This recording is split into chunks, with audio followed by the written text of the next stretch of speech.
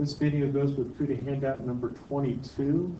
It's a review sheet for when we get back from our winter break, and it's on how to solve one-step, two-step, and multi-step equations. I'm going to start off here with a couple examples on some one-step equations. For a lot of students, it helps if they just draw a dotted line right down the equal sign here to separate the two sides of the equation. And remember, I'd like to get n all by itself, so the variable n happens to be on the right-hand side of the equation. I'm just going to try to eliminate that. And I'll see if I can get my cursor out of the way here and kind of move it over here somewhere. Looks like I need to get rid of that positive 17, so negative 17 on both sides of the equation should make that happen. So I'm going to go ahead and put a sum line, positive 17, negative 17. They cancel out. A positive 9 and a negative 17 put together. That happens to be a negative 8. On this side equals, and over on the other side I have my positive n, and I've isolated the variable in one step, and so n should be a negative 8. So if I replace n with a negative 8, it solves that equation. Let's see, I think I'll do another one over here. Let's see, I'm going to put a dotted line right down here to try to separate the two sides of the equation. If I see the variable k, it happens to be on the left-hand side. I just want to get it all by itself. That means this negative 4 has to disappear. The opposite of a negative 4 would be a positive 4. And I'm going to do that to both sides of the equation. And my sum line, negative 4, positive 4 disappear. K is all by itself. Positive 16 and a positive 4 put together is a positive 20.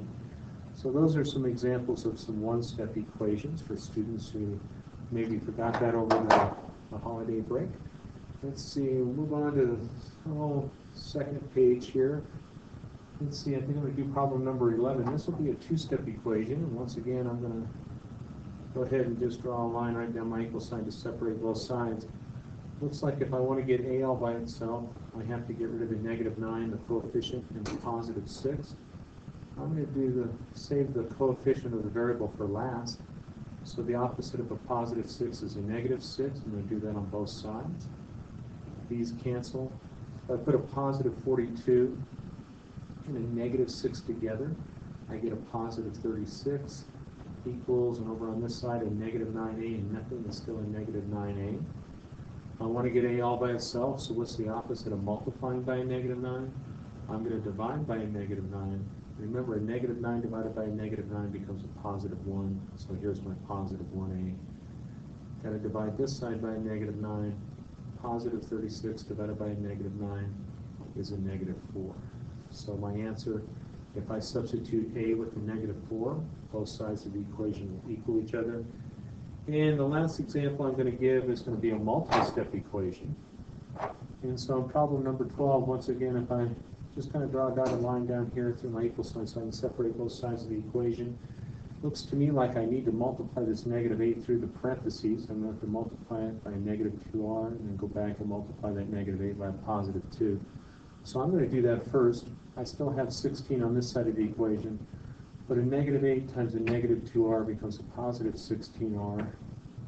And a negative 8 times a positive 2 becomes a negative 16. Looks to me like now I want to get r all by itself, so this now becomes a two-step equation. So I better save the coefficient for last. So the opposite of a negative 16 is a positive 16. I'm going to do that on both sides of the equation. So now I have 32 equals, and on this side I have a positive 16r. Negative 16, positive 16 cancel. How do I get r all by itself? Well, the opposite of multiplying 16 would be divide by 16. I have to do that on both sides. 32 divided by 16 is 2. So if I replace r with a positive 2, I have solved that equation. Hopefully this will help students if we seem to have forgotten some of the things that we were working on prior to the holiday break. And if not, we'll look for some more examples either on YouTube.